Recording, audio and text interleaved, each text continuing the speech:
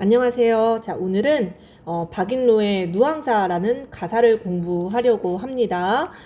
박인로 작가는 정철과 더불어서 우리 수험생들이 꼭 공부해야 되는 작가인데, 이번에 7월 학력평가에 노계가가 출제가 됐었어요. 노계가가 출제가 됐었는데, 그때 선생님이 이제 영상을 찍어서 올려보니까, 누황사를 아직 영상을 안 찍었더라고요. 그래서 이 누황사 굉장히 중요한 작품이거든요.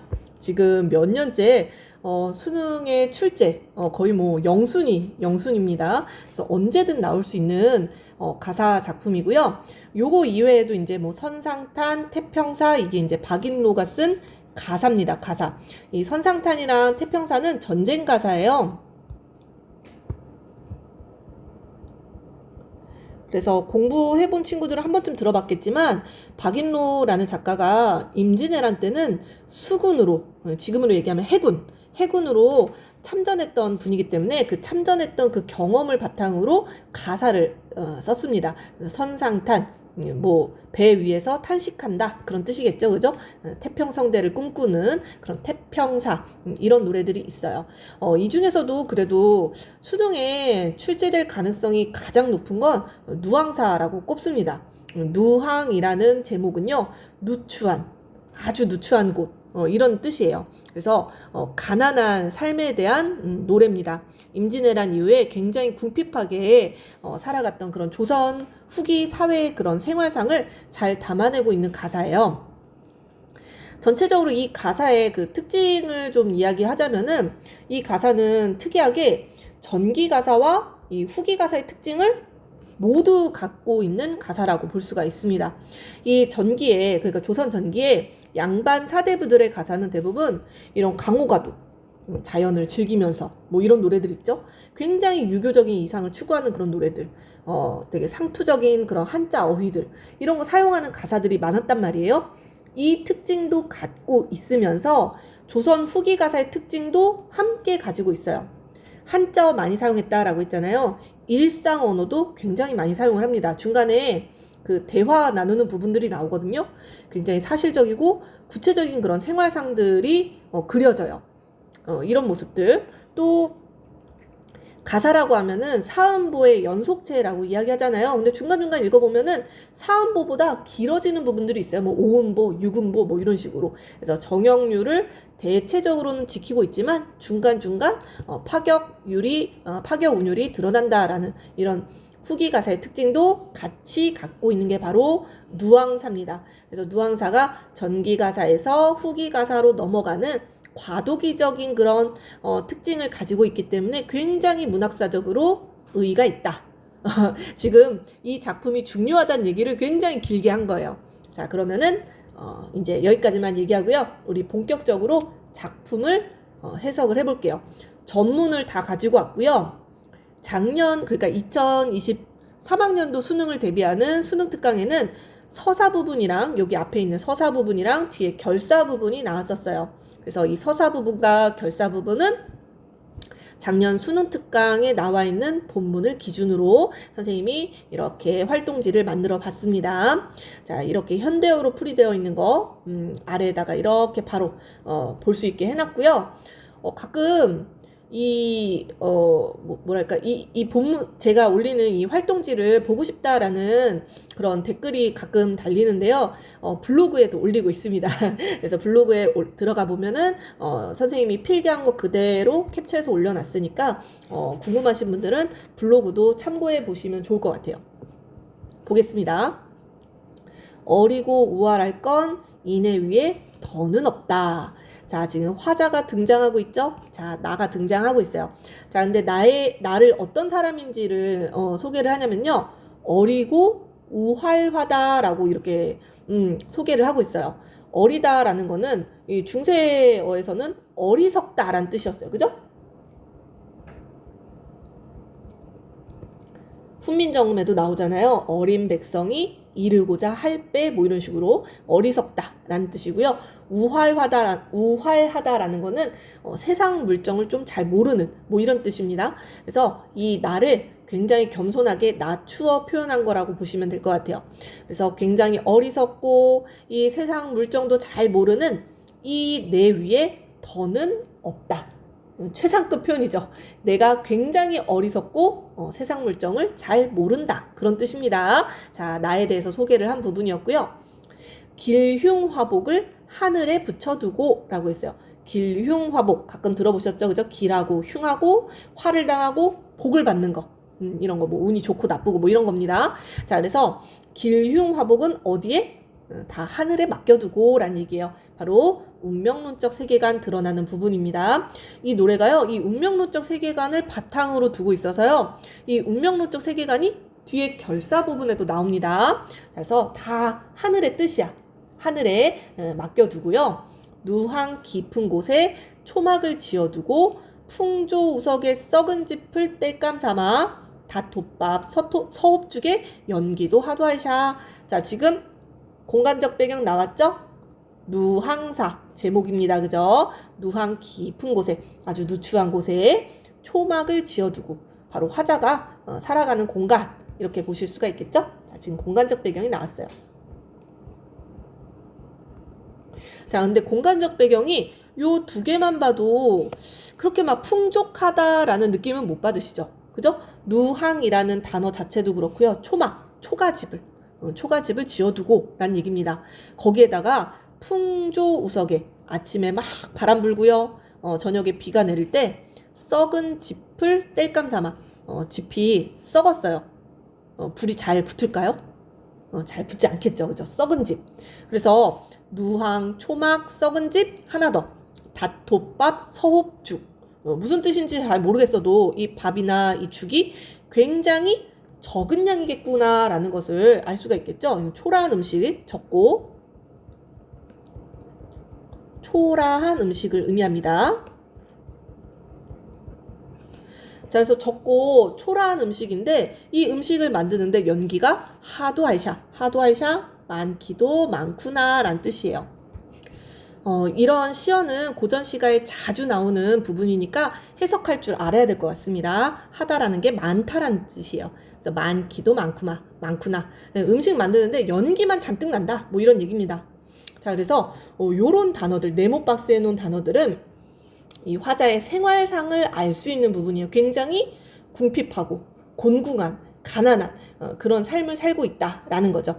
근데 이거는 이제 임란 이후에 대부분의 그런 조선에 살고 있는 백성들의 그런 현실을 나타낸다. 이렇게 볼 수도 있겠죠. 그래서 굉장히 곤궁한 생활을 하고 있구나. 이거 체크하셔야 되고요.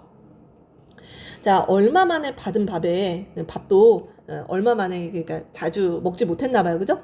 헐벗은 자식들이 있는데 굶주렸죠. 장기 버려 졸 밀듯 나오니. 이 장기판에 이 졸이라는 게 있잖아요.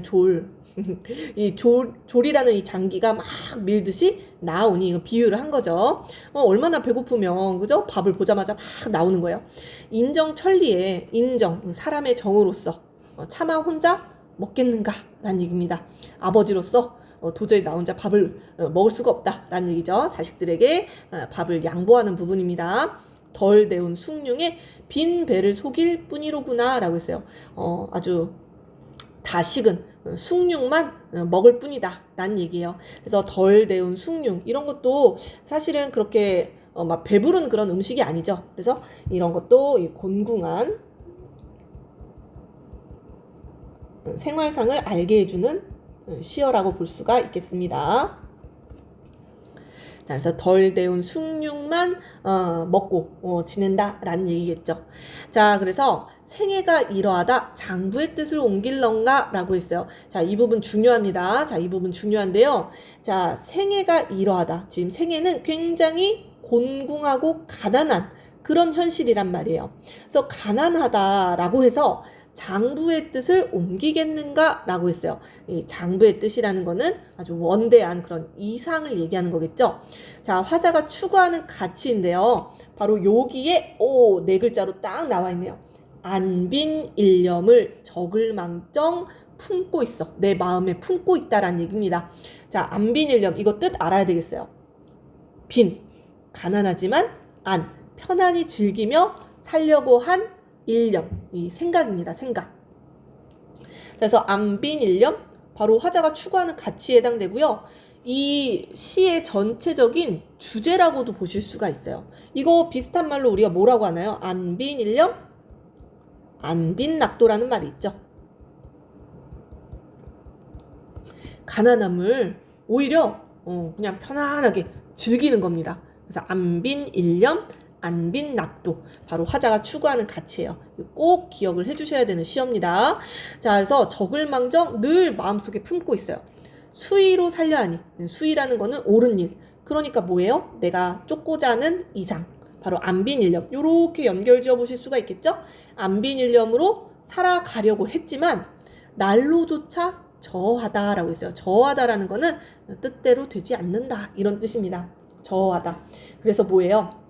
너무 이 가난해서 이 생애 현실 때문에 잘 이상이 지켜지지 않는다, 그런 뜻으로 우리가 해석을 해보실 수가 있겠습니다. 그래서 우리가 여기서 또 체크해야 되는 거는요, 바로 이 현실과 이상 사이에 이 괴리, 거리가 멀다라는 얘기죠. 그죠?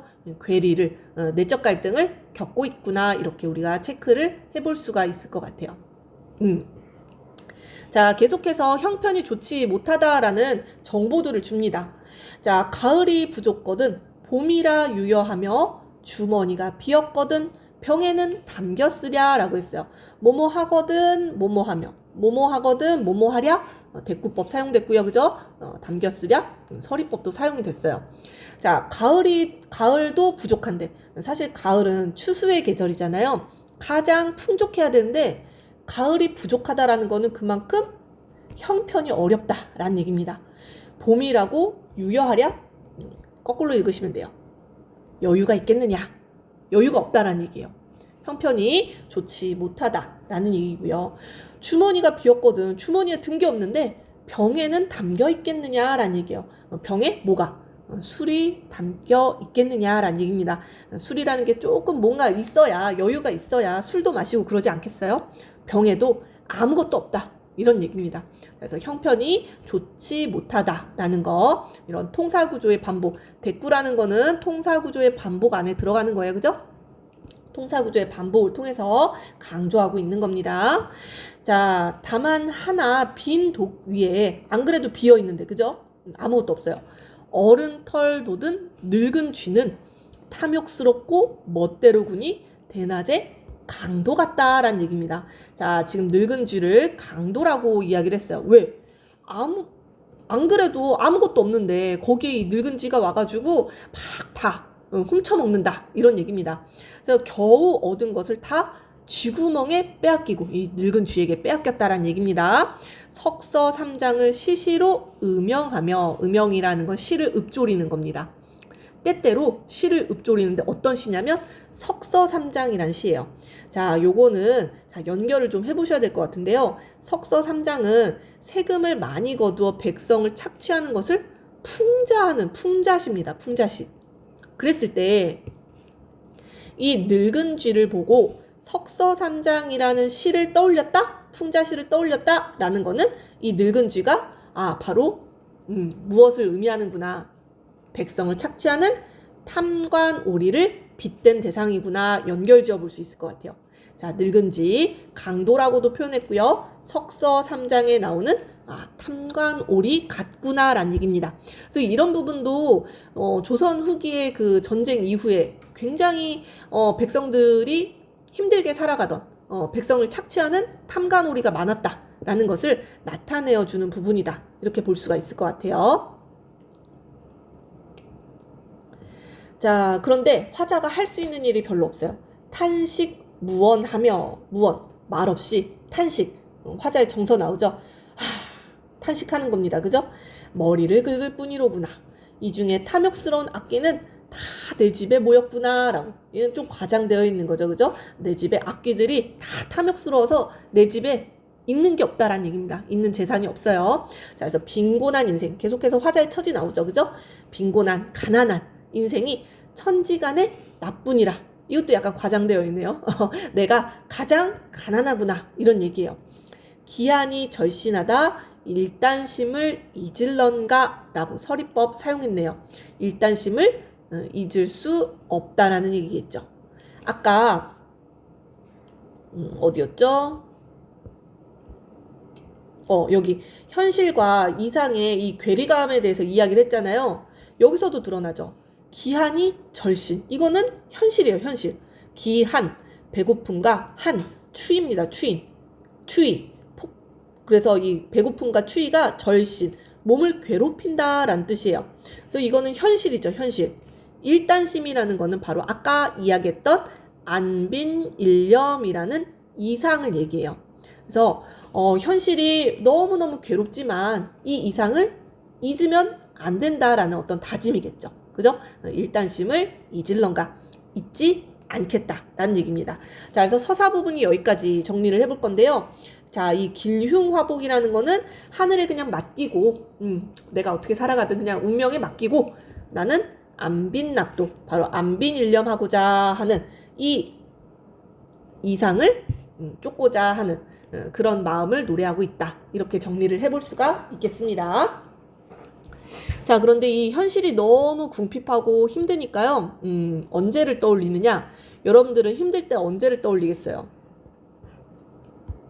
자, 잠시 자기의 가장 멋있었던 리즈 시절, 자기의 가장 멋있었던 리즈 시절을 떠올리는 부분이에요. 자, 요렇게 네 줄 과거를 회상하는 부분입니다. 자, 분의 망신하여 죽어야 말러 여겨. 자, 여기 이런 한자어가 좀 많이 나오거든요. 해석을 좀 잘 하셔야 되겠어요.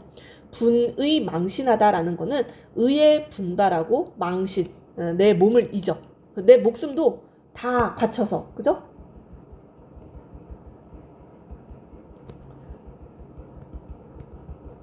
목숨을 바쳐서 뭘 하는 걸까요? 우탁운항에 줌줌이 모아놓고, 우탁운항이라는 거는 뭐 전태, 망태기 들어보셨어요? 뭐 망태 할아버지? 이 배낭 같은 거예요, 배낭. 자, 지금 무엇을 회상하고 있냐면요. 자신이 임진왜란 때 참전했던 군인으로서 활약했던 그때를 떠올리고 있는 거예요.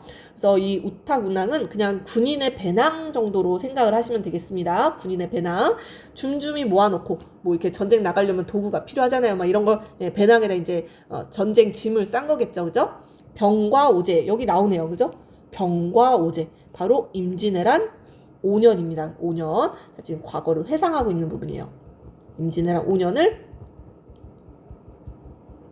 잠시 회상하고 있는 부분인데, 감사심, 사심, 죽고자 하는 마음을 각오를 하는 겁니다. 이순신 장군의 그 유명한 말도 있잖아요. 그죠? 죽고자 하면 살 것이다. 뭐 이런 얘기 하잖아요. 그죠? 죽음을 각오한 마음을 갖고 있어. 이시서별하여 몇백 전을 지내었고, 이시서별. 여기 선생님이 현대어로 풀이를 해놨는데요. 바로 죽음을 밟고, 혈이라는 게 피거든요. 피를 건너 몇백 전을 지내연고라는 겁니다. 자, 지금 전쟁에 참전을 했던 그런 자신의 모습을 회상하고 있는 부분이에요. 그때 내가 얼마나 용감하게, 얼마나 용맹하게 전쟁에 참전을 했을까, 이런 얘기죠. 자, 그런데 그렇게 용맹하던 장수가 지금은 어떻게 됐어요? 굉장히 초라하고 궁핍하고, 여기 읽어보시면은요, 눈물이 납니다. 집안의 그 종들이 말도 안 들어요. 자, 볼게요. 자, 일신이 여가가 있어 일가를 돌아보랴 라고 했어요. 자, 내 몸이 여유가 있어 일가를 돌아보겠느냐, 집안을 돌보겠느냐 라는 얘기입니다. 이게 뭐예요? 여유가 없다라는 얘기죠. 그쵸, 지금 막 한가하고 여유 있는 그런 지금 그런 때가 아닙니다. 그죠? 지금 굉장히 전쟁으로, 가문도, 많이, 기울었고요. 자, 지금 보면은 이 일로장수라고 나오는데, 이 일로장수라는 게 그 가장 집안에서 우두머리 종입니다. 우두머리 종. 가장 뭐랄까, 종 사이에서는 그나마 이 권력이 있는 그런 종이겠죠? 이 늙은 종이 노주분을 잊었거든. 노가 종이죠. 노비와 주인의 분수를 잊어버렸어요. 자기가 종인 것을, 신분을 다 잊어버렸다는 얘기입니다. 그래서 고여춘급을 어느 사이에 생각하리? 라고 했어요. 자, 봄이 왔다고 알려줘야 되는데, 왜요? 봄에 농사를 해야 되잖아요. 그죠? 봄이 왔다고 나에게 알려줘야 되는데, 어느 사이에 생각하리? 종이 나한테 봄이 왔다라는 것을 알려주지 않는다라는 얘기입니다. 그래서 경당 문노인 걸, 이 경당 밭 가는 것은 문노, 종에게 물어봐야 돼요. 그죠? 종에게 물어봐야 되는데 양반이 이 농사를 지을 수가 있어요? 농사 짓는 법을 몰라요. 그죠? 종에게 물어봐야 되는데 눌다려 물을 남고 누구에게 물을 것인가? 물을 종이 없다라는 얘기입니다. 물어봐도 알려주지도 않고요. 자, 그래서 이 부분 쭉 묶어놨는데요. 선생님이 자, 이 작품 조선 후기의 생활상이 나타나는데요. 이 양반이 굉장히 위상이 추락했구나. 종이 자신의 이 분수도 있고 나에게 알려주지도 않고 밭갈기도 알려주지 않고 굉장히 양반의 위상이 추락한 것을 알 수가 있습니다. 신분제가 막 동요되던 그런 시기잖아요. 경제적으로 굉장히 몰락한 양반의 모습이 그려지고 있다. 이렇게 보실 수가 있겠죠. 자, 그래서 군경가색이 내 분인 줄 알리로다 라고 했어요. 군경가색, 몸소 농사를 짓는 것이겠죠. 몸소 농사를 짓는 게 바로 내 분인 줄 알 것이다. 농사라도 지어야지 먹고 살 거 아니겠어요? 그죠? 그래서 내가 몸소 직접 농사를 지어야 할 것 같은데 신야경수와 농상경홍은 천타할 리 없건만은 이라고 했어요. 신야경수 이거 다 고사에서 온 건데요. 뭐 밭을 가는 늙은이, 농상경홍, 뭐 이것도 밭을 가는 늙은이 뭐 이런 뜻입니다. 이 옹이라는 게 늙은이 뭐 이런 뜻이기 때문에 이 농사를 짓는 사람을 천하다 할 리가 없지만은 아무리 이 밭을 논을 갈고자 한들 어느 소로 갈겠는가 라는 얘기예요. 자, 그래서 내가 지금 뭐예요? 직접 농사를 해야 되는 처지죠. 그죠? 몸소 아이고